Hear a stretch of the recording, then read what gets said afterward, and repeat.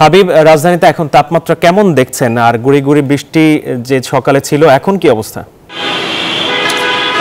ধন্যবাদ আপনাকে। আসলে আপনি জানেন যে সকাল থেকে কিন্তু রাজধানীতে তাপমাত্রা বেশ কমে এসেছে, যদিও শেষ রাত অবধি প্রচণ্ড তাপমাত্রা ছিল, যেটি সারা দেশের মধ্যে বলা চলে যে সর্বোচ্চ তাপমাত্রা ছিল গতকালকে 43 ডিগ্রি পর্যন্ত দেশের দক্ষিণাঞ্চলের জেলা যশোরে।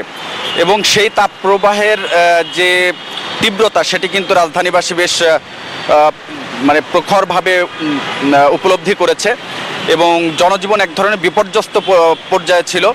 তবে সকাল থেকে গুড়ি গুড়ি বৃষ্টি হয়েছে রাজধানী সহ দেশের বিভিন্ন জেলাগুলোতে, যার কারণে বেশ খানিকটা স্বস্তি নেমে এসেছে আবহাওয়ায় এবং মানুষের যে অস্বস্তি, সেই অস্বস্তি থেকে বেশ খানিকটা শান্তিতে বলা যায়। মানুষ যারা শ্রমজীবী মানুষ, তাদের জন্য আসলে গরম সহ্য করা খুবই অসহ্য একটি গরম থাকায় মানুষের জন্য জনজীবনে বেশ অস্বস্তি নেমে এসেছিল। সেখান থেকে বেশ খানিকটা স্বস্তি এখন আমরা লক্ষ্য করছি। গুড়ি গুড়ি বৃষ্টি কিন্তু এখনও চলছে রাজধানীতে। আবহাওয়া অধিদপ্তরের কাছেই রয়েছে, আমি আবহাওয়া অধিদপ্তরের সাথে যোগাযোগ হয়েছে। তারা বলছেন যে আসলে আবহাওয়ার এই যে বিরূপ পরিস্থিতি, এই পরিস্থিতি আরও কিছুদিন থাকতে পারে, তবে এই সাময়িক যে স্বস্তি সেটি এখনও কতদিন থাকবে সেটির বিষয়ে এখনও আপডেট আমরা তথ্য জানতে পারিনি, তবে কিছুক্ষণ পরে হয়তো আবহাওয়া অধিদপ্তরের ব্রিফিংয়ে আমরা বিষয়টি জানতে পারবো।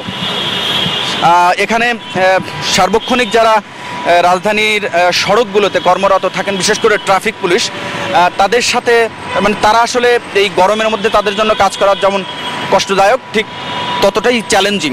তো একজন ট্রাফিক পুলিশের একজন কর্মকর্তা রয়েছেন, তার সাথে একটু কথা বলবো। আসলে এই যে গরমের মধ্যে আপনারা কাজ করেন, কতটা অস্বস্তি ছিল এই বিগত কয়েকদিনের গরম এবং এখন কেমন লাগছে?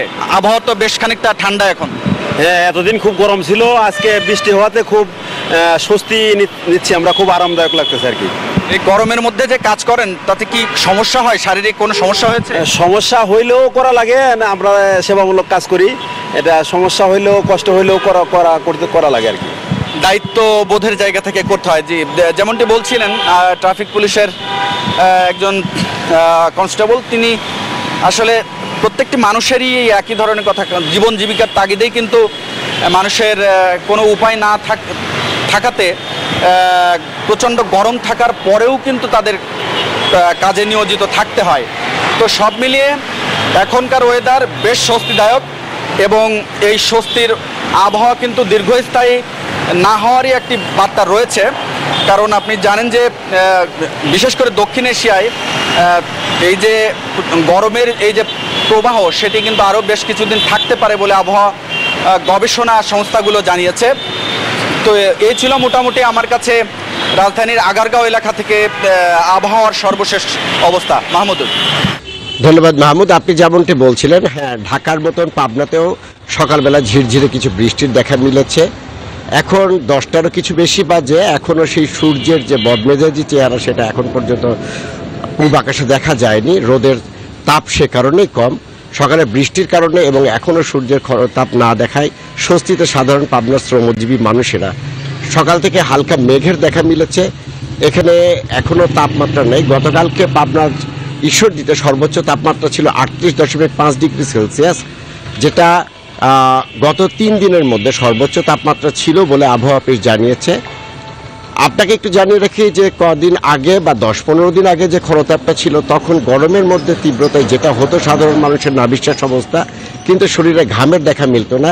এখন যেটা হচ্ছে 38.5 ডিগ্রি বা 39 ডিগ্রি সেলসিয়াস তাপমাত্রাতে মানুষের শরীর প্রচণ্ড ঘামছে। ডাক্তাররা মানুষদেরকে খাবার, স্যালাইন সহ পানি জাতীয় খাবার বেশি করে খেতে বলেছেন এবং সম্ভব হলে যতটুকু সম্ভব ছায়ার মধ্যে থেকে কাজ করার জন্য বলেছেন এবং কাজের ফাঁকে ফাঁকে বিশ্রাম নিতে বলেছেন।